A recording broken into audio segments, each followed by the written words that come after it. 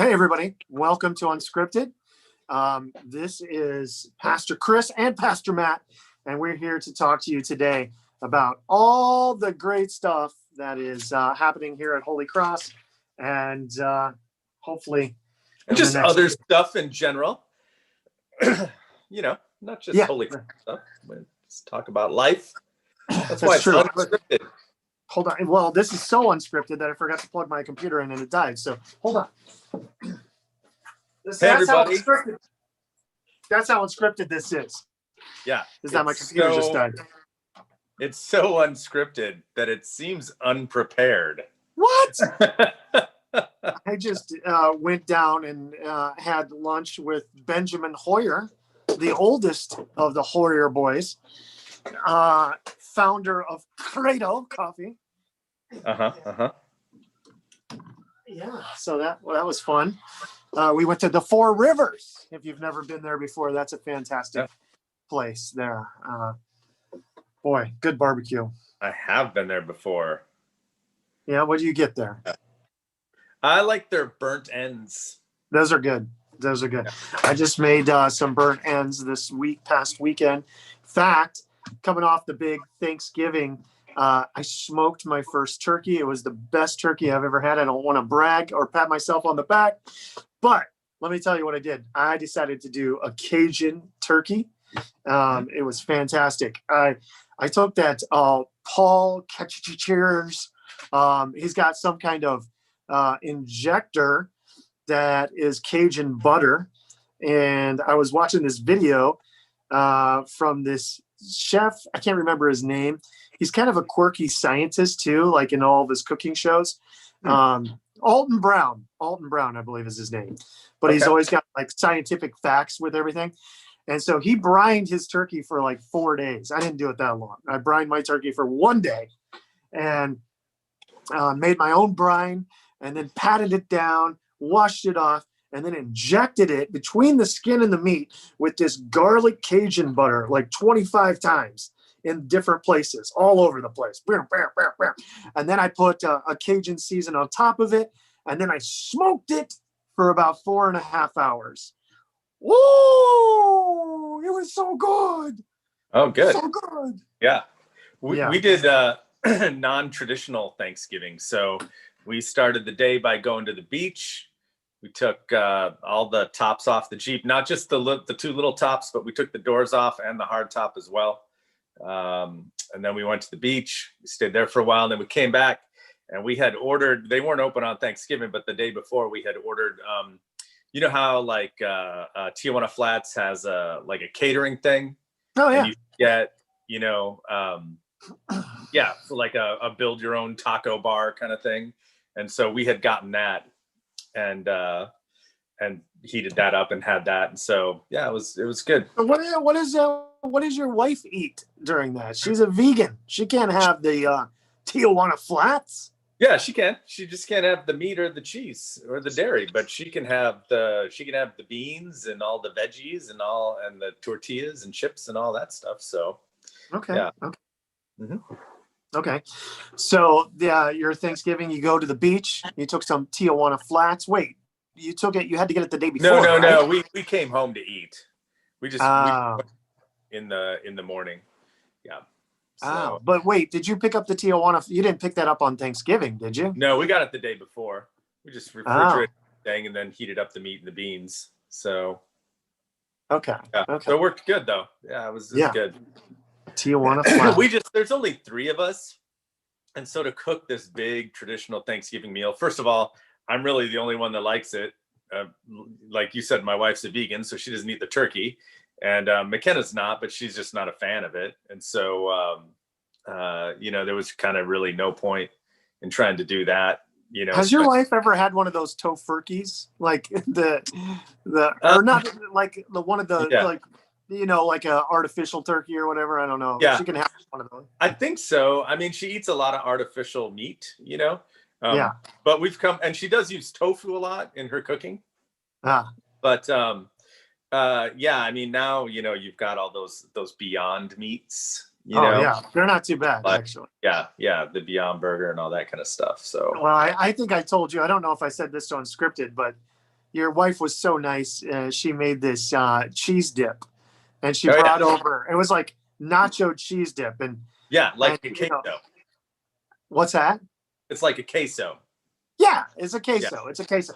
And I was, I love your wife, but I have pleasantly jabbed her about my affinity for eating only meat, which is going to cost me years of my life. But she brings over this queso, and my wife is trying it. She goes, "It's not too bad." And I was like, "What is that?" She goes, "Oh, Lana made some cheese for us." And I was like, "That's going to be vegan cheese. That's going to be awful. Put that away. Don't eat that. You're not going to like it." Yeah. So she brings over these 2 cups. They're like this big. My family tried it. They all liked it. They insisted I had to try this. So I get a pretzel. I put it in there. I eat it. It's some of the best cheese dip I've ever had in my life. It was amazing. It was amazing. Yeah. So I polish off 1 cup of vegan cheese dip, and then I go to my wife, and I'm not a big snacker, but I go to my wife and I'm like, "Hey, are you going to have that other queso?" She goes, "I thought it was bad.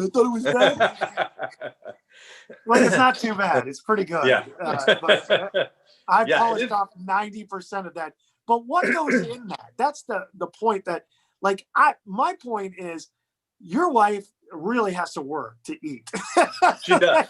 Well, to eat like that. I mean, you know, you can have, there's a lot of things that are vegan, certain breads and different things like that, but if you just want to literally eat like vegetables, it doesn't take a lot of effort. But if you actually want to cook meals and kind of eat the same way you did before, but just have it all be vegan, it takes a lot of effort. And she was always a decent cook anyway, but she really had to up her game when she became vegan. So she does a lot. Gosh.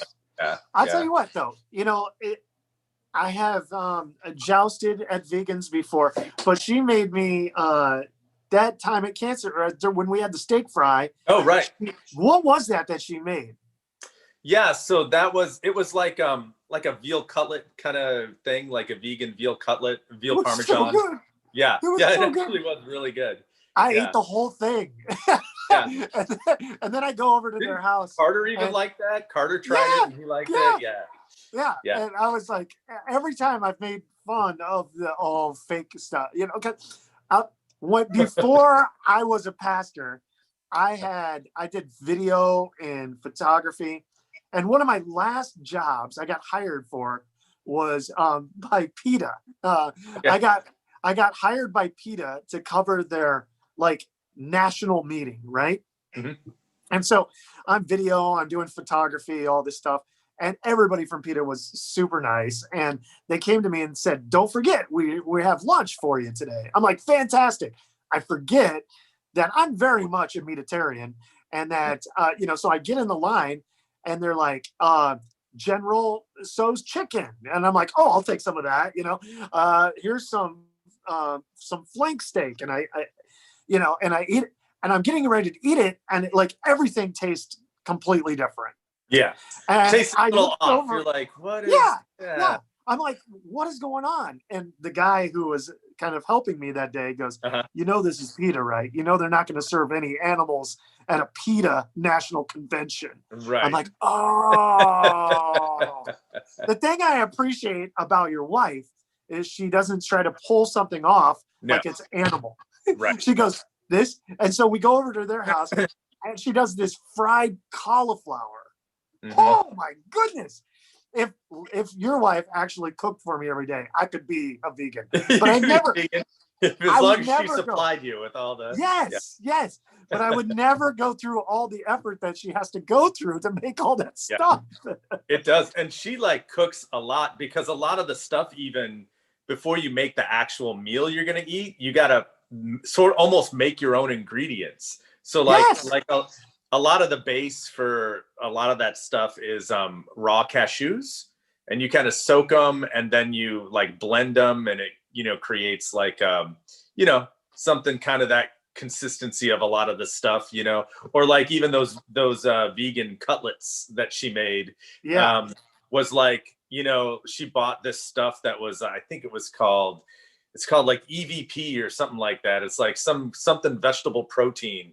But she had to make that and form it in the little patties and then bake the little patties before she could even then make like the cutlets. You know what I mean? Wow. And so, yeah, it takes a lot of effort, but yeah, she does it just, you know, she's not like militant about it, but I mean, she's an animal lover, and you know, there's a lot of I mean, I still eat meat and animal products, but like there's a lot, you know, especially the big, what they call factory farming, you know, it doesn't always treat the animals the best, you know. And so she just made a choice that she didn't want to be a part of that anymore. Yeah, and she's been that for quite a while now, right? Like, oh yeah, it's been years. Yeah. And even before that, she did do it gradually, which also helped.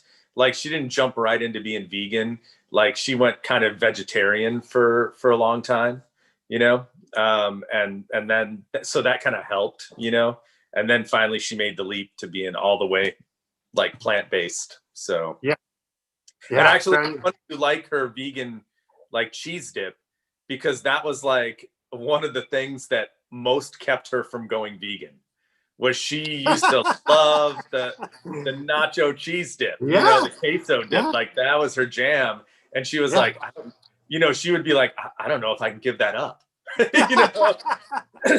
Well, so I don't know what she makes that vegan cheese dip out of. I mean, you can tell it's not exactly cheese, but it's got an amazing flavor. So yeah.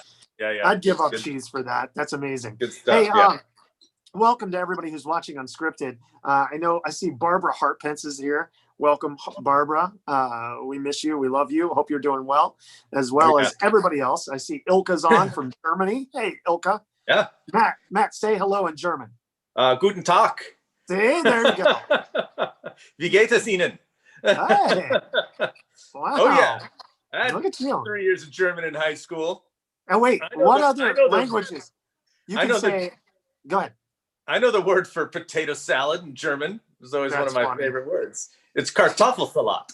Why does it every time a German speaks, it sounds like they're angry at you? I know, like, right? You know what I mean? Like, it's always still like, right. You know, there was a YouTube video floating around a couple of years ago of a guy comparing words in other languages to that word in German. And like, it was hilarious. I saw that. Yeah. like he did the word for ambulance, you know, and like the English guy's like, ambulance. Yeah. And then the French lady's like, ambulance. And then he gets to the German guy, and this is literally the German word for ambulance. And he goes, Krankenwagen. It always sounds like they're so angry. Right. Because they are angry, Ilka says. That's hilarious. She said Guten Abend, which means good evening, so it must be night. Oh, yeah. She's watching us in Germany over there. Also, Roger Milligan. Hello, Roger. Welcome.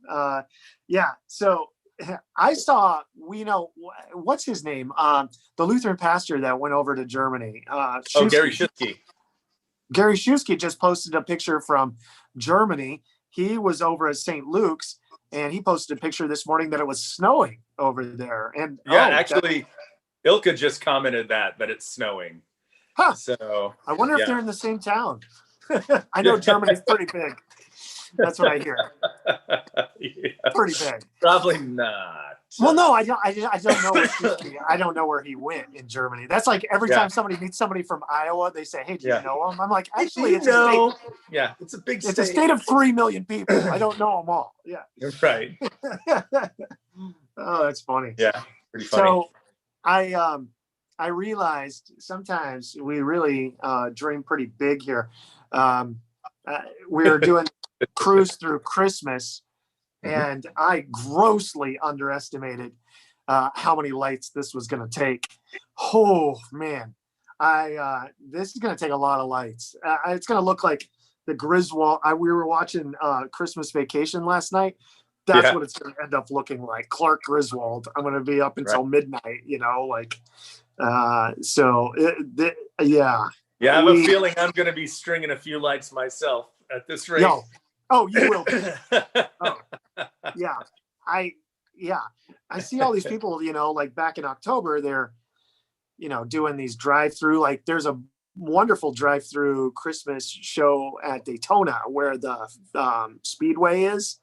I mean, ours is going to be nothing like that.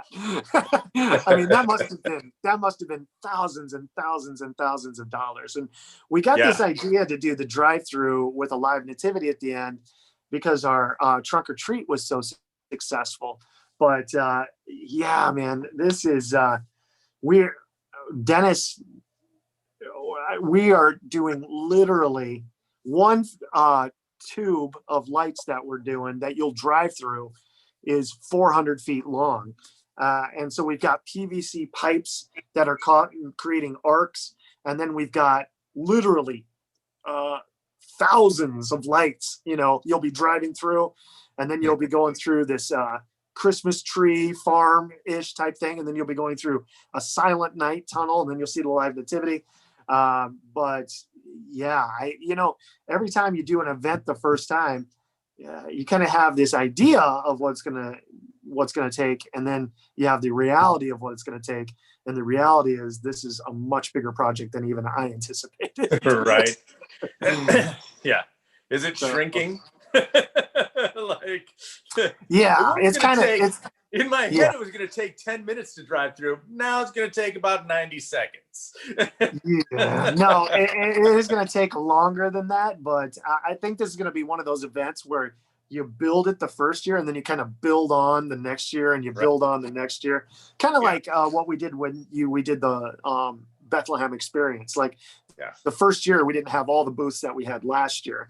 And we wanted to do that again this year, but we just can't with COVID and stuff. Yeah. So, but I am excited, and you're excited too. I just went over to Home Depot and I saw a Holy Cross member, and she asked me, "Hey, what's the story for Christmas?" And so I want to make sure that we communicate this as many times as we possibly can. Christmas Eve, if you absolutely hate wearing a mask, we are going to have an outdoor service at 5 p.m. and you'll bring your own chair. It's going to be a classic Christmas music. And it will not be streamed, just so you know. The 5 o'clock, because it's outside, it will not be streamed. The later services we're still asking you to social distance. So there's plenty of room for you guys to spread out. We still want you to do that. But because you're social distancing and outside, the combination of those two things we think reduce the risks enough that you can not wear a mask when you're sitting there. And I know you already said that, Johnson. I just kind of wanted to explain a little bit more about that. And again, because we know that there are some of you have not come back to church yet because you're worried about COVID. Some others of you have not come back to church yet because you don't want to have to wear a mask. And so we wanted to have a service for those of you that feel that way so that you can still come and worship on Christmas Eve. Yeah. So that will be at 5 o'clock on Christmas Eve. The outdoor service, classic Christmas music. It's going to be fantastic. So that's going to be at 5 o'clock. At 7 o'clock, we are going to have our indoor contemporary service. We're encouraging everybody that can to come to the 5 o'clock because we know at the 7 o'clock service, it's going to be a smaller service. I think we can fit them, with having proper social distancing, 130 people in there, maybe, Matt? We can fit more than that. I Okay. Yeah. I think the way we did it, I think it's more like 150 people. Okay. Yeah. But now we don't have all those open for registration because we'll have some people that aren't watching this, that aren't receiving the weekly, that aren't coming to church every week. We have our Christmas and Easter people, that may just show up not realizing we're doing that. And we wanted to leave a little room for those people. But for all of you that are here, and I know I'm kind of repeating what you just said, Chris, but for all of you that are here listening to this, that are getting these messages, you are the ones. We need you to register so that we know how much room that we have and if we need to make more room, basically. Right. Yeah, so go to hclm.org and register. And also, Nancy just asked, do we bring our own chairs? Yes, for the 5 o'clock service, you will bring your own chairs. Obviously not for the indoor service at 7 and 11. So 7 o'clock indoor service, Go register for that. This is Christmas Eve. Once again, 5 p.m. outdoors, 7 p.m. inside. 11 p.m. is our classic traditional Christmas Eve service at 11 p.m. Right. So yeah. Okay. And still candlelight for sure at 7 and 11. We're trying to work something out for candlelight at the 5 o'clock as well. Yeah. Right. We're just two issues that we're having with that is, number one, it's not going to be dark yet, really, or not that dark. It might be by the end of the service. Right. But also being outside, it's probably going to be harder to keep a candle lit, just with the airflow and wind and that kind of things. But we're working on that because we still want to give you that experience too. Absolutely. All right. You know what? It's we got some video to actually shoot for Christmas. So we got to get on to another project. But why don't we do the verse of the day, Pastor Matt? Yep. So the verse of the day is from John 6:35. Jesus said to them, I am the bread of life. Whoever comes to me shall not hunger, and whoever believes in me shall never thirst. So this is just random. I didn't choose this verse. I use the Bible Gateway app, and they have a verse of the day every day. And I like to use that because sometimes it forces you to read things or choose verses you might not otherwise look at. Right. And I like this one because it's kind of got like a bit of a double entendre, like a double meaning. Because on the one hand, Jesus is referring to spiritual things, right? That just like we eat bread to survive, he's going to give us spiritual life. And that spiritual life is going to be satisfying in the same way eating food is satisfying, to our hunger and to our thirst. And so spiritually speaking, when we are with Jesus, when we place our faith and trust in Jesus and have a relationship with Jesus, our spiritual needs will all be satisfied in him. But then I also do like, while he's not directly speaking about Holy Communion, certainly this is kind of reminiscent of that. It does remind us of that he actually does combine the two of physical sustenance and spiritual sustenance in the form of the Lord's Supper, where we eat bread that is his body and we drink wine that is his blood. And as we eat those real foods, we also receive that same spiritual life and forgiveness that he brings and that he's talking about here. And so it's kind of a nice kind of double thing that both, points us to him, but then also reminds us of the gift that he gives us in the Lord's Supper. Yeah. I can't say anything better than that, buddy. You don't have anything else to add? No, Come on, Johnson. No. I mean, you left me no path open there. I agree. I'll just leave it at that. I agree. Well said. Barb Harpent said, Pastor Matt, my granddaughter is going to make my Jesus birthday sign. So yeah. I did get your phone message, Barb. I'm sorry. I just didn't get a chance to call you back. But Barb, since you're here listening, why don't you call the church office and talk to Laura and tell her that I will put the church printer at your disposal. And if like a sheet of paper size thing is what you need, ask Laura will help you with that. She'll hook you up with that, but I'm good with it. So, and no one knows what I'm talking about right now, but Barbara does. So special message going out just to you, Barbara. All right. This weekend, 8 o'clock, 9 o'clock is 8 o'clock is traditional service, 9 o'clock, Bible study, children's church, and middle school, high school is back at 9 a.m. Then, of course, traditional or contemporary service at 10 a.m. All right. With all that being said, may the Lord bless you and keep you. May his face shine upon you and be gracious to you. May the Lord look upon you with favor and give you peace. Amen. All right. Go in peace and serve the Lord. Stay safe. God bless you. Whether you're here in Lake Mary or Germany, we love you. God bless.